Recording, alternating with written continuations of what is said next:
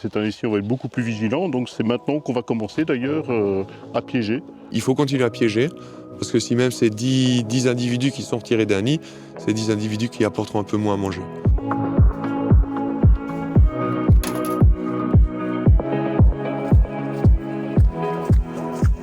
Le frelon, c'est pas notre ami, c'est l'ami de personne, c'est l'affaire de tous. Là, il décime des colonies complètes. Il faut savoir qu'un frelon, il peut tuer jusqu'à une cinquantaine, voire 70 abeilles sur une journée.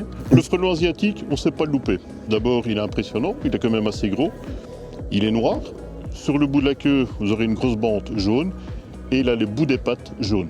Cette année-ci, on va être beaucoup plus vigilant, donc c'est maintenant qu'on va commencer d'ailleurs à piéger. Nous, apiculteurs, tout seuls, ça va être très compliqué.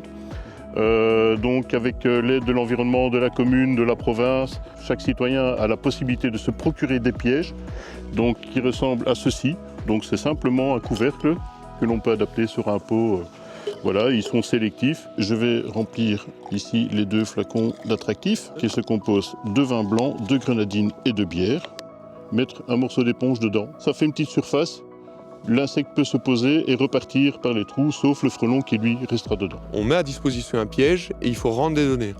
C'est important. Le meilleur moyen d'anticiper et de mieux coordonner la lutte les années suivantes, c'est de savoir ce qu'on piège, en quelle quantité et quand. Vous avez un lien Google qui vous permet, en donnant vos coordonnées, d'identifier le lieu où vous avez placé votre piège.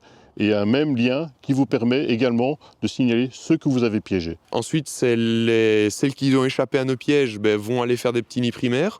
Ça, c'est la deuxième lutte.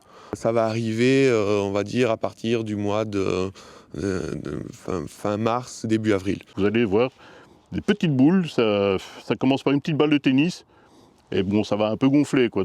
Mais quand on voit ça, donc la première chose à faire, bien sûr, c'est d'en avertir le service environnement de Chastres, qui, eux, ont un lien avec un professionnel qui viendra aux frais de la commune, et donc pas aux citoyens, qui viendra le neutraliser. Ensuite, il y a quand on arrive aux alentours de juin, là, les nids deviennent trop petits pour les essaims de frelons. Donc là, ils vont faire des nids secondaires qui sont souvent dans les arbres, qui sont un peu mieux cachés.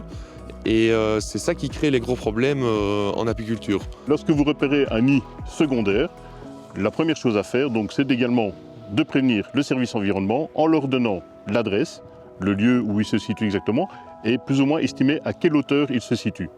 Et eux feront le nécessaire auprès d'un professionnel qui viendra également le neutraliser, toujours aux frais de la commune.